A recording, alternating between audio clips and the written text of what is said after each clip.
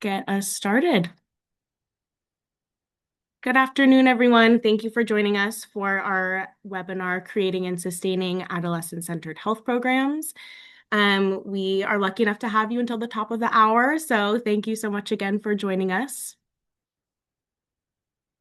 Before we dive into content and introductions, I'd like to start with a few reminders that all of you are in what's known as listen-only mode. So if you'd like to ask a question, we encourage you to use that Q&A icon at the bottom of your Zoom control panel. We'll have time for Q&A with our special guest speakers here at the end of our session. So if you have questions as we move throughout content, put them in there and we will address them later. If you would like to ask a question of one of our specific presenters, please just let me know who your question is directed at. Otherwise, I will have it open to both of them to answer. If you would like to turn on closed captions, feel free to click that CC button. And we invite you to complete our evaluation poll questions at the end of our presentation. And also, we would like to let you know that the recording, slides, and any additional links or resources will be shared via email in a follow-up. So don't be alarmed. We will absolutely share all of the information here today with you, and it will be posted on our website. If you'd like to learn a little bit more about SBHA and all the work that we do, I encourage you to visit our website at www.sbhforall.org. You can read more about our amazing initiatives that we do for and with school-based health centers across the country. Look into our toolkit library and look at our webinar repository as well. We would encourage you to look back and learn from the amazing work that we've done. With that, I am so excited to introduce today's presenters. So I'm Harper Byers. I am a coordinator here at the School-Based Health Alliance. I've been at SBHA for 5 years and been doing youth development work with SBHA for about 3.5, 4 of those 5 years, which includes coordinating our Youth Advisory Council, leading training and consulting work related to youth development, as well as helping coordinate our Be the Change youth training program, which is our youth conference that takes place every summer. With that, I am going to bring in Caton Tamarisa, who's going to introduce himself and tell you a little bit more about why he's here today. Hey everyone, it's great to meet you. My name is Kaiten. I'm from Dallas, Texas, but I attend school in St. Louis, Washington University in St. Louis. And it's been an honor to be part of the School-Based Health Alliance Council for, I think it's my 3rd year now, or end of 3rd year. So yeah, and this is my 1st year as a board member alongside one of our other council members, Rick Heel. So I'm really excited to be here and talk today. And then I'll pass it on to my friend Sahana. Hi everyone, my name's Sahana Shrikant. I just graduated from William Mason High School in Ohio, and I'll be an incoming freshman at Cornell University in Ithaca, New York this fall. So I am a first-year member of the YAC, and I've worked very closely with the Ohio School-Based Health Alliance. Some of my work at the state level is looking at different youth models of like youth councils with SBHAs, and understanding how different school-based health centers engage with youth on a day-to-day basis. I also worked on creating a toolkit for different people in the community to understand what the Ohio School-Based Health Alliance does. And I'm very passionate about youth engagement in the area of health policy. Awesome. Thank you both so much. We'll be hearing more from both of them as we move through our presentation today. And again, if you have questions for them, we invite you to use that Q&A function at the bottom of your screen. I'd also invite you to check out the 2 other iterations of the Creating and Sustaining Adolescent Health Programs work that we've done. In 2024, we created a 3-part e-learning series that lives on our website. And in 2025, we hosted a panel-style webinar that Caton actually was also a part of. So we're happy to have him back for the 3rd year here. These links and resources will be shared in that follow-up email that I mentioned, or again, you can just check it out on our website. So our learning objectives for the day, participants will be able to define youth development, describe how to build trust and facilitate collaborative relationships with students, and identify strategies to recruit and retain youth for initiatives focused on enhancing community engagement, strengthening operations, and improving overall health center delivery. I wanted to start our presentation today by sharing a little bit more about what our Youth Advisory Council does. We are lucky enough to have two current members here co-presenting and offer a little bit of background on the amazing work that they do. So our Youth Advisory Council is a youth-led service group that brings young people together through leadership, connection, and service. You can see a snapshot of them here on the right. We've got 9 amazing members from all across the country. They take on a lot of different roles and work throughout the year, but some of the main buckets of their work include sharing expertise on important health topics. That includes among their cohort, so presenting monthly presentations to one another, but also among their peers at our conference every summer, and with the field during webinars like today. Our Youth Advisory Council members also build connections with other youth who are passionate about school-based health. The main way this happens is, again, at our in-person conference in Washington, D.C., which is about a month away, so exciting. But it's always a highlight of the tenure of our Youth Advisory Council members, and it's a great way to kind of facilitate some of that connection and network building. And then last but not least, cultivating knowledge and skills about public health and youth development. Some of the ways that our Youth Advisory Council's members learn and grow over their time is through building these skills and engaging in youth development work that helps us at SBHA do more and better, and then also helps them build their knowledge and skills related to these topics. Some youth development highlights that have happened recently, as Kate and mentioned, we do have 2 youth board members at SBHA. This is like the second term iteration of that. So I believe are in year 3 of 4, which is great. We are also currently in the process of hosting their spring webinars with our council members. Today, we have creating and sustaining adolescent health programs. And then on Thursday, we will be hosting a webinar titled Partnering with Youth in Healthcare, Strategies to Build Skills, Trust, and Long-Term Well-Being. So also will feature 2 of our Youth Advisory Council members, and we would love to see you there. Our upcoming highlight is our 2026 Be the Change Youth Training Program. As I mentioned, this is our youth conference that takes place in Washington, D.C. every summer, alongside our SBHA National Conference. So this is the youth track kind of partner to that work. Some of our Youth Advisory Council members are currently working on an Awareness Month project. As I'm sure most of you know, February is School-Based Health Awareness Month. So they're currently partnering with our communications, policy, and quality research and evaluation team members to build an Awareness Month project. And we'll have more to share on that coming soon. And then something that is just kind of currently always happening is that our Youth Advisory Council members provide feedback and input on School-Based Health Alliance materials, proposals, that could be grant proposals or surveys, things like that. Anything that our staff wants youth voice or input on, our Youth Advisory Council is our amazing resource, and is the main way that we are able to involve youth voice in the work that we do in a regular kind of way. Wanted to talk a little bit more about youth development, talk about some fundamentals, and do a little bit of level setting when we use the word youth development. What do we mean, and what are we talking about? So when we talk about youth development, we're talking about an approach, kind of a framework that is focused on the development and preparation of young people. So meeting those needs and helping them achieve their full potential. We're really talking about more than just a one-time interaction. We really want to make sure that everything that we do for and with students is part of like a bigger mission to help them learn and grow and achieve that full potential. When we think about youth engagement, we're not just talking about the literal interaction between ourselves or whoever the project lead is and youth. We're really thinking about that as part of a right to participate.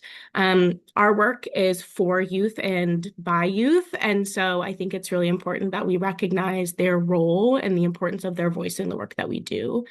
And lastly, when we think about youth partnerships, we want to remember that youth voice is and should be equal with adults in decision-making process, specifically related to these youth development strategies. So why does youth development matter? Why do we think that you should involve yourself in this framework? So we know for a fact that youth development improves health outcomes and reduces adverse behaviors in youth. So we want to make sure, again, that when we're focusing on this approach, that you're using and expanding the role and the visibility of youth development. Um, we also know that youth development aids in the success and positive impact of our school-based healthcare model. So specifically, these four core competencies: student focus, accountability, school and student body wellness, and strong partnerships. We also know that youth development supports the tenets of the WISC model, so the whole school, community, and child model. And lastly, we know that youth development fosters opportunities for academic and professional pathways. So thinking more about why youth development is really focused on this mutually beneficial relationship between school-based health centers or program managers, leaders, and the youth themselves. Youth development can mean a lot of different things.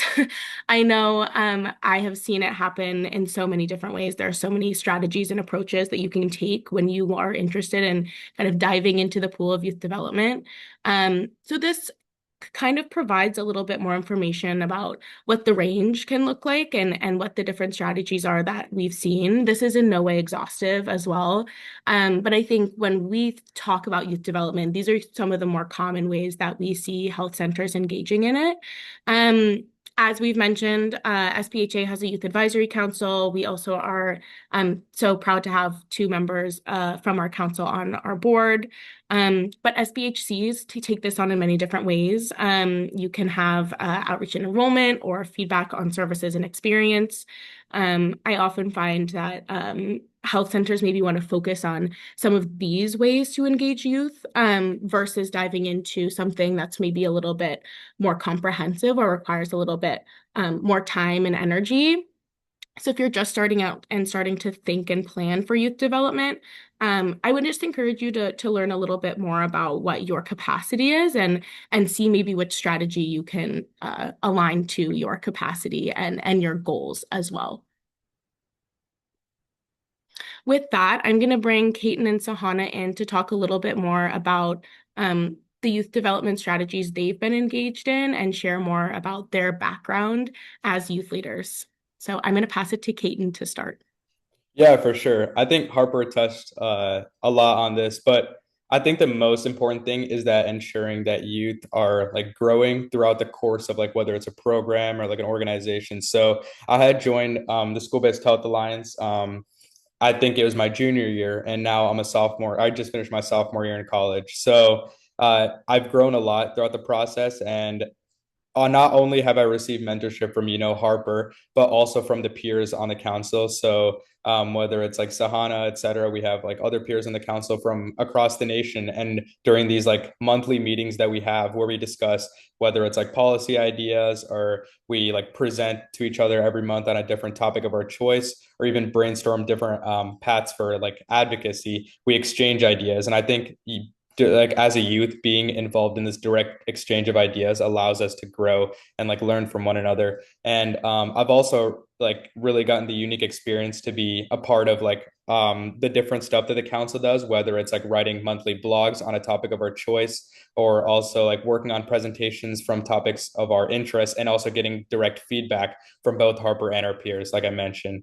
And one of the most unique experiences has definitely been being able to sit on the board. So alongside my colleague from Stanford, who's not able to join us today, but Rick Keel.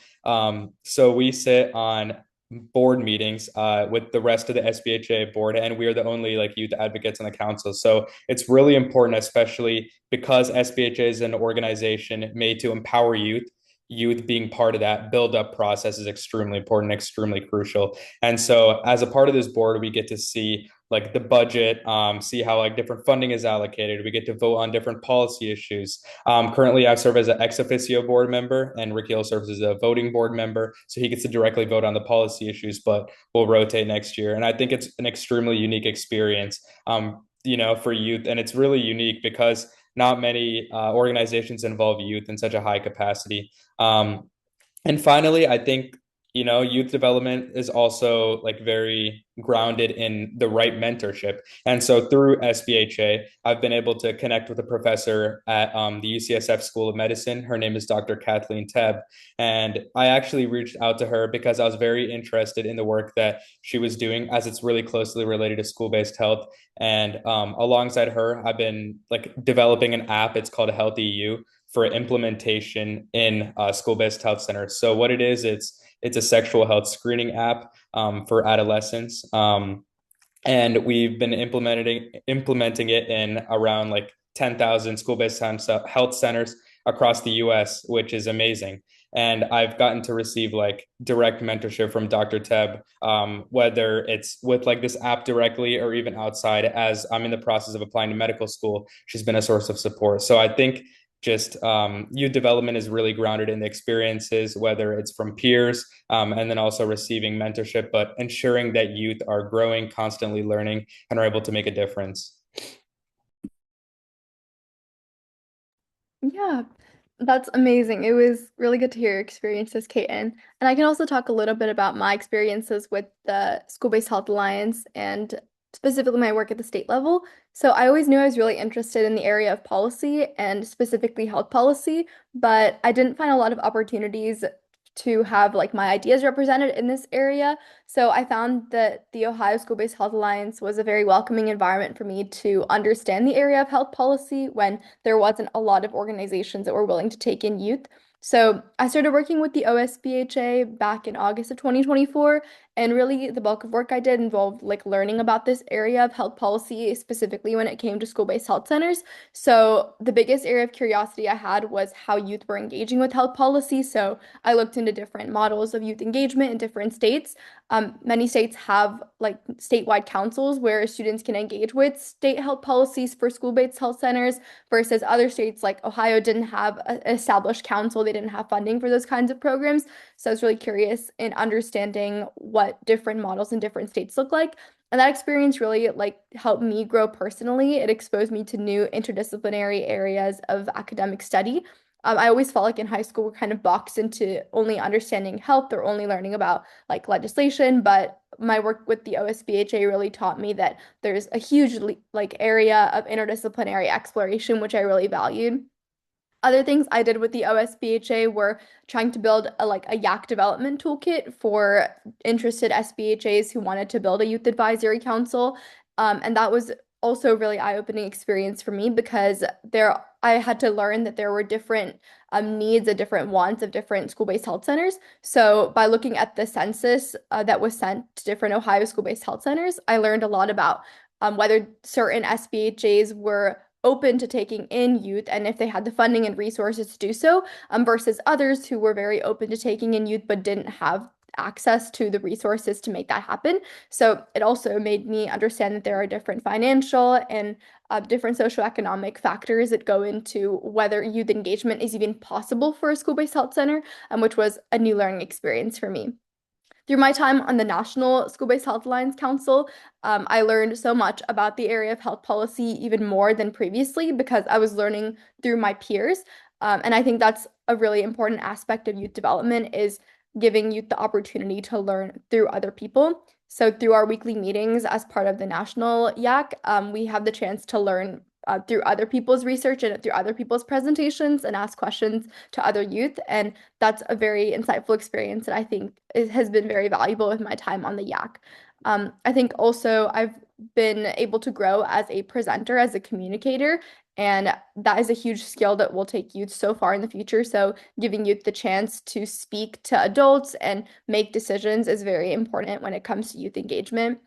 I've also found that giving students the opportunity to like cross apply ideas from different aspects of their life is also really important for youth engagement. So for me, I spent a lot of time in high school competing in debate and learning about policies through debate. But through my time with the YAC, I learned also how to apply those skills from debate in the area of school-based health policy. So I thought that was also a very valuable experience. So I'm very grateful for my time on the YAC and looking forward to the year ahead.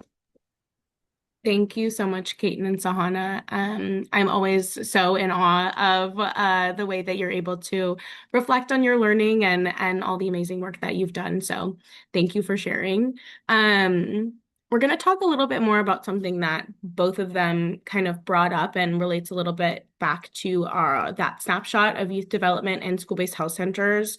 When we're thinking about how and kind of what strategy you would want to select or you're curious about, one thing I would really encourage you to do is to think a little bit about what your goals are, and how does the youth development strategy that you've chosen support the achievement of that goal, of that mission, and then again, meet the needs of the students that are involved.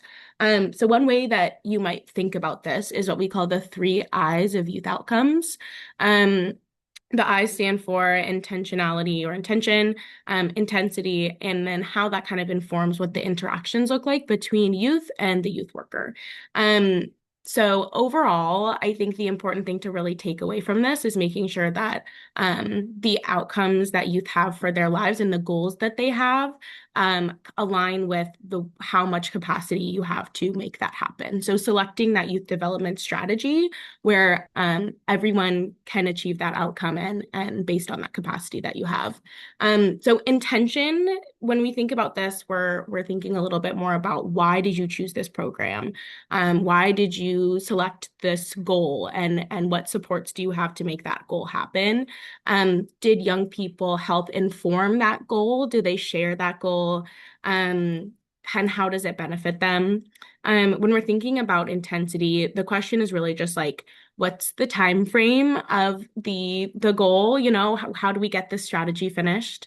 How often are you meeting with the youth and the youth worker to make sure that it's happening?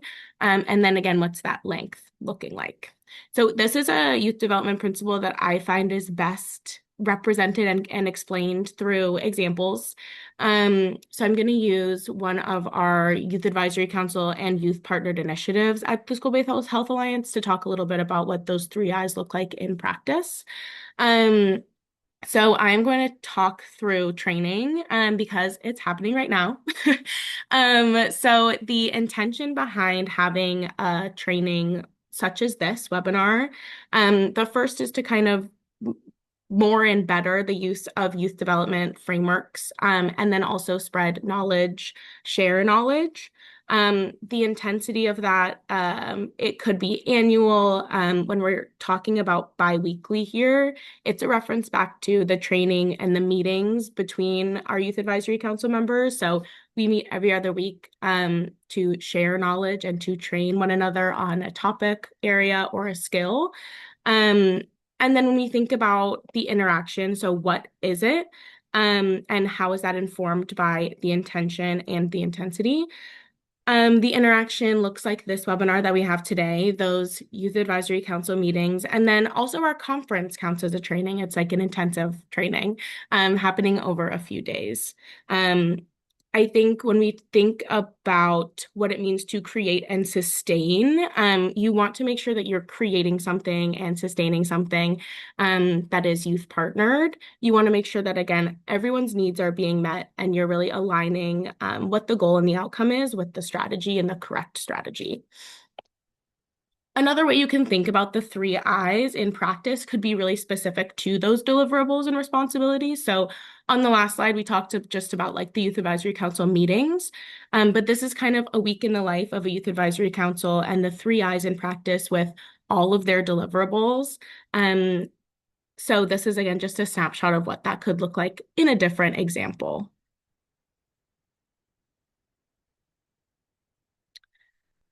Quickly pivoting to determining and defining the purpose of your partnership with youth. Again, really bringing it back to what it means to create and sustain an adolescent-centered health initiative. This is really a piece of that sustainability. So now that you've chosen a strategy that you think fits with your mission and vision, fits with the outcomes that you and goals that you and your youth have. How can you make it sustainable? These are some of the things that we really recommend. So, how does this youth development strategy inform the work that you do? How are you going to take the things that youth tell you and you learn from them to like change and improve the rest of the work that you do? I would highly encourage you to think about what the youth development mission is and how it aligns with your organization's mission. I find that there can be overlap and there should be overlap, but I think they can kind of be like maybe an umbrella and a piece of that umbrella. I would also highly encourage you to have a policy and procedure in place for how youth work with you and also how they work with your colleagues if they end up doing projects with and across other teams. This will just make sure that there's some kind of consistency in practice about what the expectations are and the boundaries of what that work could be.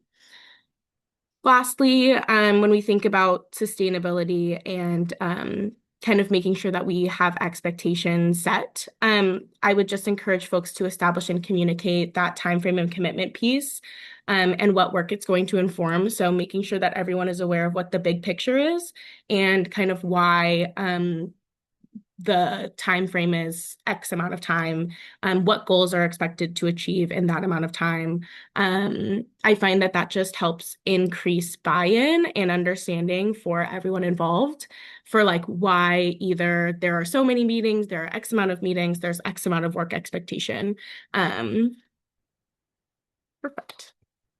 Gonna pivot now. So you've created an amazing program. You think that you've kind of built in some of these sustainability ideas for how you're going to work with students and how you're going to keep working with students over X amount of time. But now you need to get students involved. So let's talk a little bit about what recruitment can look like and how that informs and increases the sustainability of the work that you do. So kind of three main questions that you want to think about when recruiting youth. Where, how, and what. Um, so when you're thinking about where to recruit, I would encourage you to kind of take a look at what already is in existence.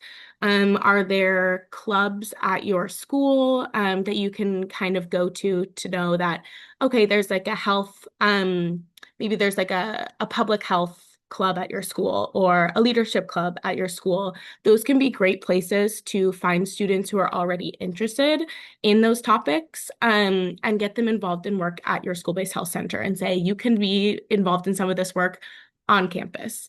You might also look at classes. You might want to go to a health class, and maybe that's already part of your outreach and enrollment strategy at your school-based health center is, oh, we go to our health class, we share a little bit about the services provided, and we can market our latest youth development strategy of we're trying to get students involved in XYZ. If you're interested, this is where you can go.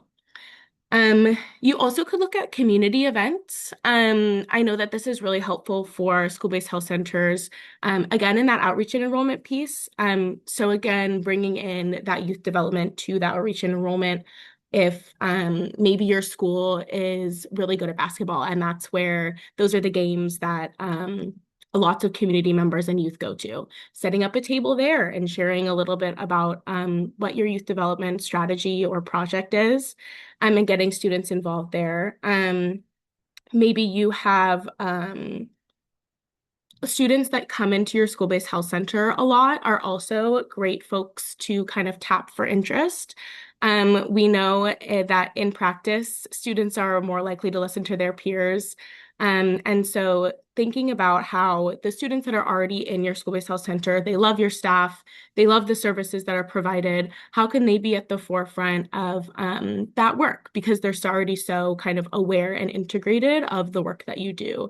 When we think about how will you recruit, that's really thinking about just like what different modes would be successful depending on your school. I know in some places having like a classroom presentation and physically going around and talking to students is really effective. Maybe you have like a homeroom morning announcements where you could kind of market some of that work and recruit students that way. But also, maybe your school has a really active social media page, or students are kind of going there to get resources and information about spirit days or upcoming events at the school. So doing some marketing focused there. Um, and then maybe it's like an online newsletter or putting it on your website, something like that. When we think about what the process looks like, we're really thinking about um, what materials you might want to create. So is it flyers, either they're digital or printed out and posted somewhere, if there's a bulletin board or cardboard postings at your school where students go to look for resources. Do you want to have an application, or is it going to be more of a sign-up sheet for your youth development strategy? If you want to do an application or a sign-up sheet that's online, what additional things do you need to think about, and how can you integrate something like a QR code onto that flyer? And then lastly, if you want to create some like post-application acceptance form or waivers that you want students and caregivers to sign, if you need emergency contact information or just want to collect more information from students about what things they're interested in and what goals they have for being involved in this project. So thinking about what happens after you get students recruited. So with those ideas rattling around, I'm going to invite Kaiten and Sahana back to talk a little bit about their experience with different recruitment strategies, and some things that either worked well or things that they might recommend to you based on things that maybe haven't gone so well in their experience. Awesome. I'm happy to start. So, I can talk about my experience actually applying with the YAC and the recruitment process of being on the National School-Based Health Alliance Youth Advisory Council. So, the first thing is I think it's really important for an organization to make being part of that organization sound very interesting and like a learning experience. So, one thing I really liked about how the YAC was framed was that it wasn't just a place for me to like express my ideas, but also one where I could learn about new ideas and be exposed to new career fields and understand the world beyond where I lived in Mason, Ohio.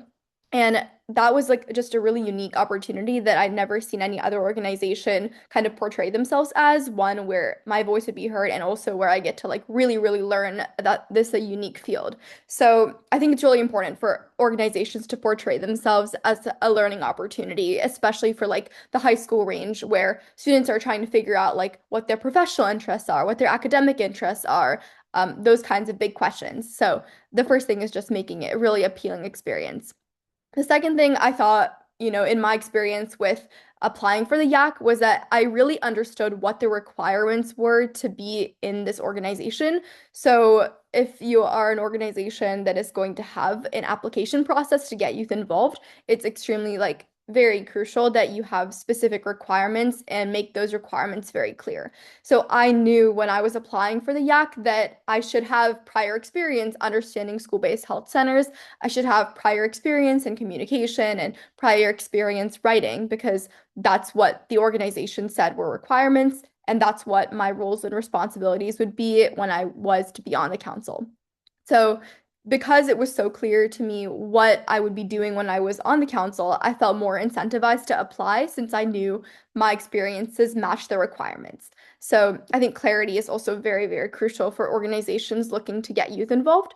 Another thing that I thought was really special about the YAC process when I was applying was that the application process was interesting and like fun for me in a way.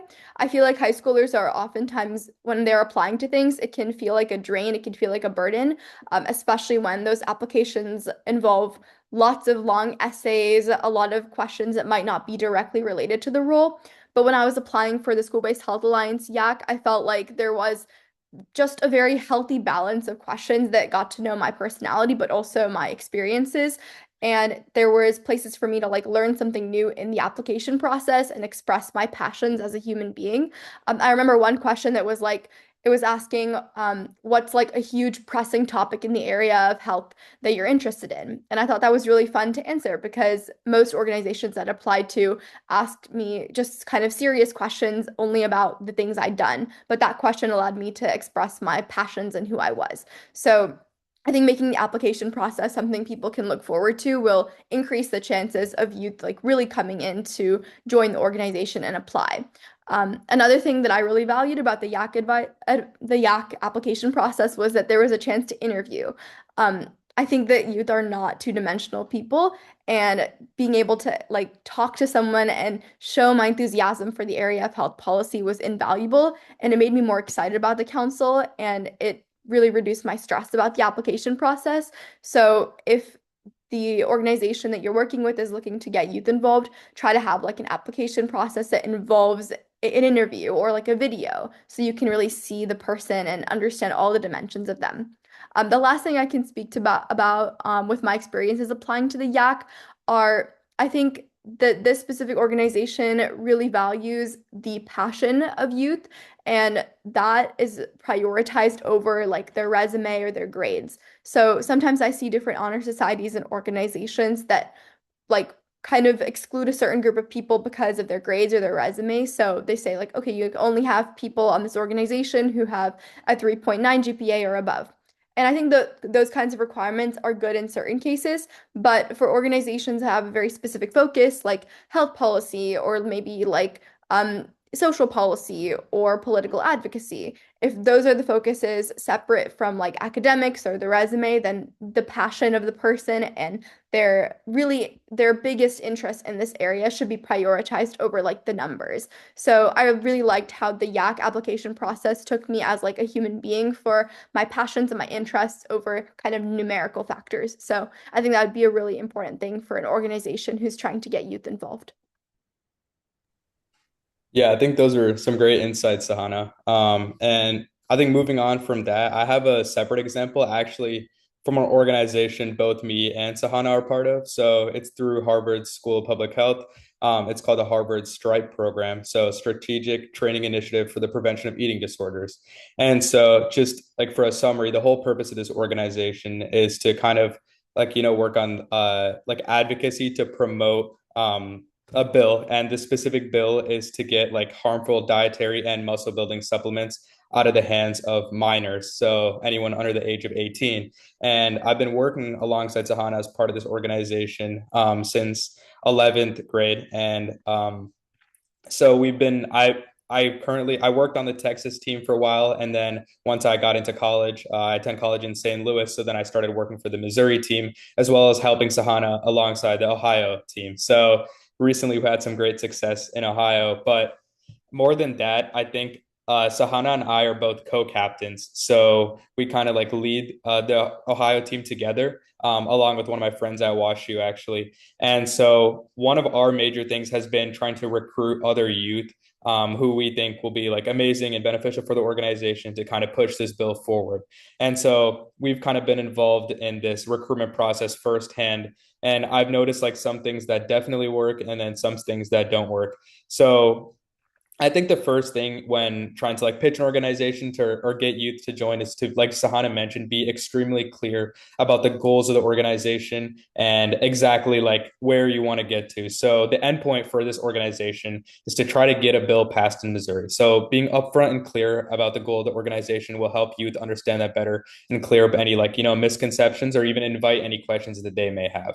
And secondly, I think a lot of youth spend time on social media. So even using TikTok, Instagram, etc., as points of, oh, this is our organization. If you're interested in joining or interested in even learning more about contact, blah, blah, blah. So I think using social media as like a method of recruitment, especially when targeting youth in these organizations, is extremely important and also effective.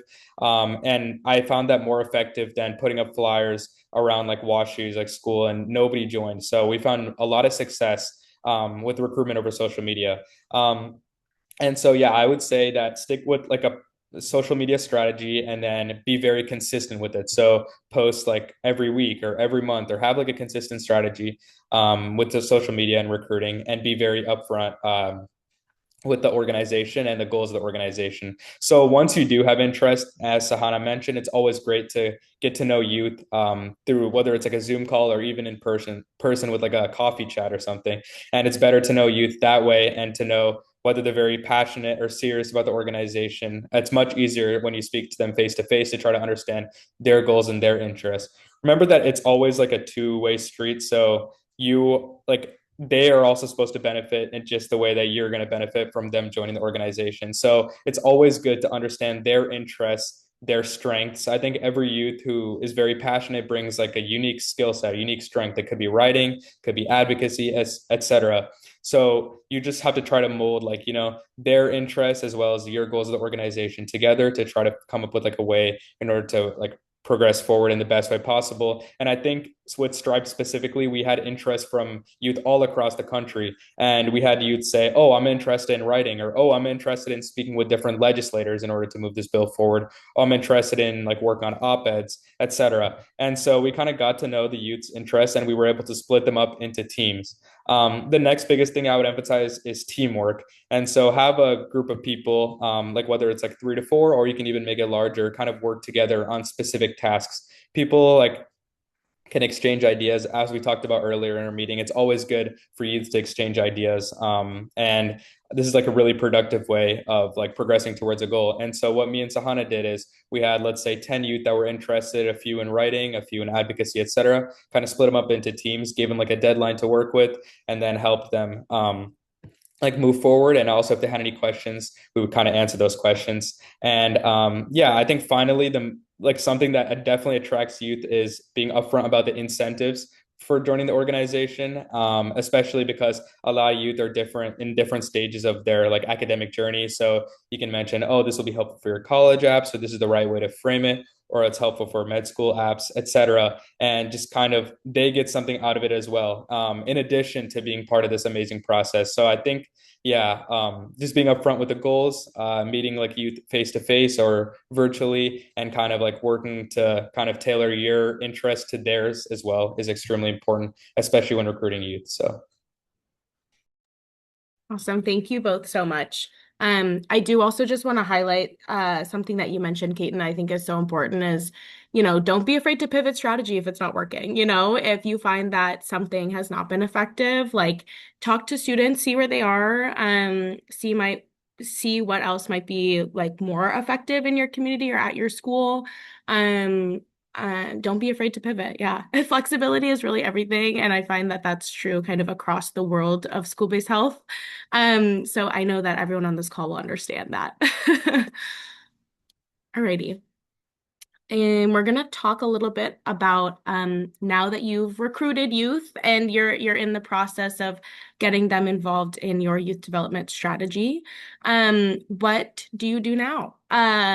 I think it's so important, again, as both Kate and Sahana mentioned, is talking about clarity and expectation setting with students. So making sure that also they are super prepared for the work that they're going to do. So when we think about orientation and onboarding, orientation is really maybe like a one-time training. You might share things like organization information, roles and responsibilities of youth. That could be if you wanted to have like officers maybe for your youth advisory council, something like president, vice president, secretary, treasurer, etc.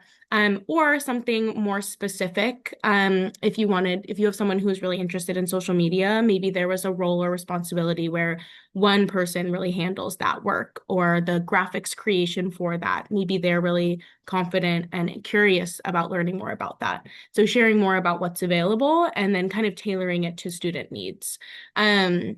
And then materials. What materials will you need to create to share the information? So this could be PowerPoints, it could be flyers, it could be written materials that are printed and shared or just kept virtual. But again, just making sure that those are created and very clear. And then differentiating that from onboarding. That's really an ongoing process. So maybe that's something that happens obviously at orientation, but then through for the first few meetings, some of these reminders of reviewing and revisiting what's important to know. What are the really foundational concepts that youth need to be briefed on to be successful and to feel like they're being able to like contribute to the work that's happening. Concepts that are important to know. We talk a lot about during our orientation and onboarding about just like what is youth advisory council, what are the things that you're expected to do. We go over those deliverables several times. And then also sharing what success looks like. So what does measuring look like? What are the outcomes that you're going to be measuring against? And it could be specific or it could be overarching of how did the student help kind of meet the goals. It could be something like how many meetings did they attend, how many blogs did they write, or how many hours they were able to volunteer for something. But it should be specific and it should be very clear again from the beginning of this is what we're shooting for. And then having those meetings with students about well, it's review for the year. How did it go? What do we feel like was working? And then also being open to feedback from students so that the next iteration of your youth development strategy is even more successful. So just some examples for our orientation of some of the buckets that we discuss, and examples of like talk a little bit about SBHA, an overview of healthcare and education, what our youth development initiatives have looked like, some more specifics about our youth advisory council, and then ending with that, what success looks like with our evaluation process. We also share and have create materials like this, where we talk very openly about what the year will look like, setting the expectation for the amount of time and again, like the length of the interactions that we're looking at here from a really big picture. Some things that I also want to talk about with sustainability. We've touched on a lot of this, but I just really want to hit it home of making sure that you are building relationships, you're establishing expectations, you are determining and defining the purpose of your partnership. You are really clear and consistent with your communication, how it's going to happen, what it looks like. Making sure that that policy and procedure is in place to incorporate youth in their input throughout your different projects. And then if you can, providing incentives. So figuring out what incentives are effective. I know that that can look like snacks at meetings or snacks in initial planning meetings, whatever that looks like. It could also be learning opportunities and development in that sense. Or if you're able to have financial sustainability to support your work, then doing something monetary compensation wise. I also wanted to make sure that we are really clear about what adolescent-centered programs look like. So how can you make something sustainable that is also adolescent-centered? What does it mean? Building a safe, welcoming, and non-judgmental environment, providing confidential and trustworthy care, making sure your services are accessible, making sure you're really focused on that whole person integrated care, seeing students as individuals and meeting their needs that way, incorporating youth voice when and where appropriate and able, making sure that you are focused on age appropriate care. So there is really, you can do youth development at all ages. And so making sure that also if you can build in some of those skill building pieces, even in your clinics that are focused on K-5, that's totally doable. It just is going to look different than what you do with high school students. And then last but not least, really focusing on preventative and strength-based approaches for adolescent-centered care. Wanted to just talk quickly and end again with these recommendations for you. What can adult allies do and what can adult allies act like to make sure that they're really acting as allies and mentors for youth in the services that they provide and the youth development strategies that they engage in. So again, I'm going to pass it over to our council members to share. Yes, so I could start off this one. So I think adult allies, it can look like many different forms. I don't think there's like, one right answer for this, but I do think it's someone that kind of understands youth, understands their interests and tries to bring out the best in youth and make sure that throughout like their time in the organization or working with you, they're developing and growing and, learning more than what they came in with. And I felt like at least I can also say that for Sahana, I think it's both of our experiences that through SBHA, we've learned a lot.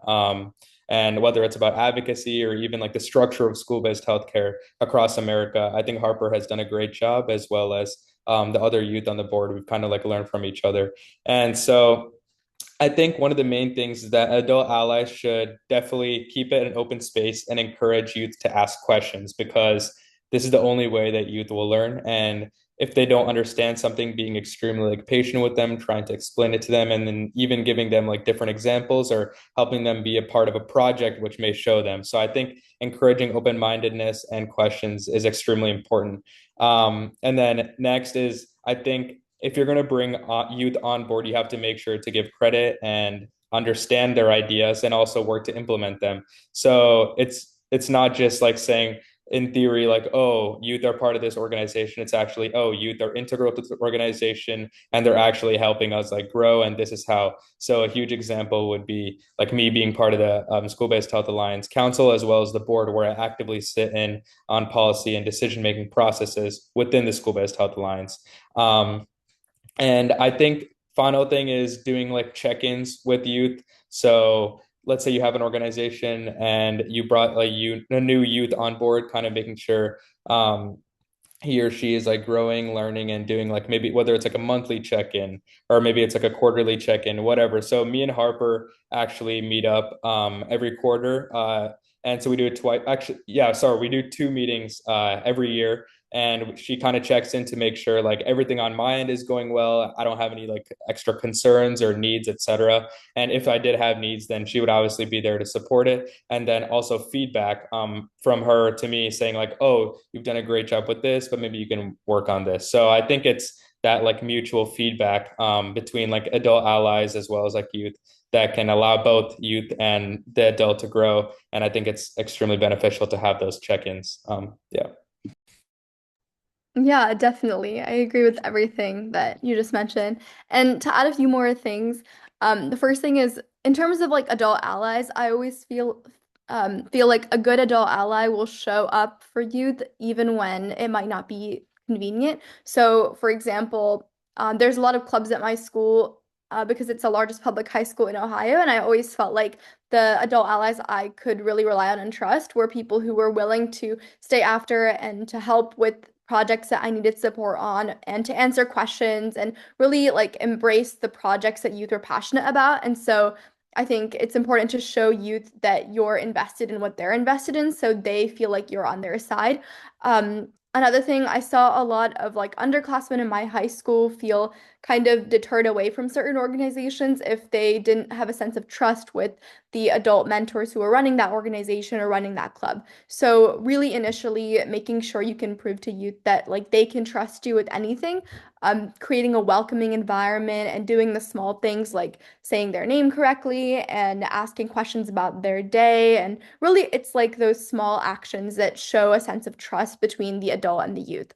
Um, Another thing is having a forum for ideas to be consolidated. Sometimes I notice that when it comes to youth, specifically in the high school area, the high school age range, we have a lot of ideas initially, and it's kind of like this initial peak of huge ideas from a group. And then over time, if those ideas aren't acted on, they'll eventually fade and then enthusiasm kind of dwindles. So I think initially, when there's like a lot of hype and excitement around this organization and the youth engagement portion, collecting all those ideas into one place and then helping the youth actively like go step by step and execute those ideas can be a really great way to like build a sense of connection with the youth and become an adult ally. Another thing I think is really important is creating opportunities for students consistently. So, especially if you are working in an organization that's like larger and has a lot more youth involved, there's oftentimes youth can feel like they might not be granted all the opportunities to express their ideas initially and to get involved in the work. But as an adult, if you can give opportunities to students who might be quiet and might be passionate but don't know how to express it or don't know how to communicate yet, giving them those opportunities and showing them that you can see them can make you be the ally that they need, outside of just like the organization itself. So I think really investing in the organization and being as passionate about youth is really crucial to being an adult ally. Awesome. Thank you both so much. I feel like those were great recommendations. As we think again about what an adult ally means, Sahana, you hit on so many of these, as is you did you, Kaiten. But just to ground so that folks can end quickly with this is adult allies will actively listen to youth input, respect youth autonomy, are consistent, encourage growth and not perfection, and work on building an inclusive environment. I'm going to give Caitlin and Sahana the floor with their closing thoughts. I know that we may not have time for Q&A. That being said, I encourage you to please submit your questions and we'd be happy to follow up with you via email. So your questions will get answered. Caitlin and Sahana, please go ahead and share kind of your final recommendations for folks who are interested in creating and sustaining adolescent-centered programs. Yeah, for sure. I think we covered a lot of important info during this seminar, but just to wrap up, I would say if there's anything to like take away from it, it's to be transparent with youth about the organization, the goals of the organization, and then also keeping them in the loop of everything that's going on and directly involving them in the decision making and policy making process of the organization. And there's a variety of ways to reach youth, but I personally think the most effective way is social media. And then finally, it's just remember that it's like a two-way road. So make sure that the youth are benefiting from it just as much as you are from their support on the organization. And yeah, sometimes you may need like quality control or checks if something doesn't go right the first time, but I think that's a part of the process and being able to like, work through those like kinks and trying to figure out, what's the best way to move forward is should be the goal and prioritize both your needs, but also the needs of the youth. And I don't think they're mutually exclusive. I think once you figure out a perfect balance for both of them, I think the organization can move forward. So yeah. Yeah, and then I think, again, like Kate mentioned, we've talked about really big ideas in terms of creating and sustaining an adolescent-centered program, but the biggest things I would prioritize are the first is consistency in communication and frequency in communication. So constantly making sure you talk to youth about their experiences, their ideas, opportunities they want. And the second thing is being open to expansion, being open to what the youth want and making sure they're learning and they can grow through your organization. And the final thing is having an application process or a recruitment strategy that is really motivating for youth because the only way to have the program up and running is to have youth involved. And that means the recruitment process should be it should be interesting for them. They should feel passionate about the application. They should feel interested in learning more through the application. So those are the biggest three things I'd recommend in terms of adolescent-centered programs. Lovely. Thank you both so much. Your insight has been invaluable this hour. It's always so great to get to hear directly from youth and really you guys are the experts. Um, with that, I would love to invite you all to our webinar on Thursday, Partnering with Youth Strategies to Build Skills, Trust, and Long-Term Well-Being. As I mentioned earlier, we will also have two of our council members there to share their insights and expertise. We also remind you that registration is open for our National School-Based Healthcare Conference taking place next month in Washington, D.C. And to bring your youth, we would love to see them at Be the Change. If you have students who are interested in connecting with their peers and learning more about school-based health centers, we would love to see them in Washington, D.C. as well. And there's much more information about our program online in the same place where you can find information for our conference. We also would love to share a little bit more about youth development and how to get in touch with us. We have our digest. We've got information about all of it on our website, and then also on our youth-focused website known as the Youth Health Hub. And if you're interested in asking questions, we encourage you to reach out to youth development at sbhforall.org. And again, this will all be included in our follow-up. You can also follow us on social media or reach out to us at youthadvisorycouncil@sbhforall.org. And even more ways to stay connected to us through SBHA's digest and social media pages. Thank you all so much. Again, another huge shout out to Kaiten and Sahana for spending their afternoon with us and sharing their expertise. And thank you to all of you for coming in and being ready to learn and share.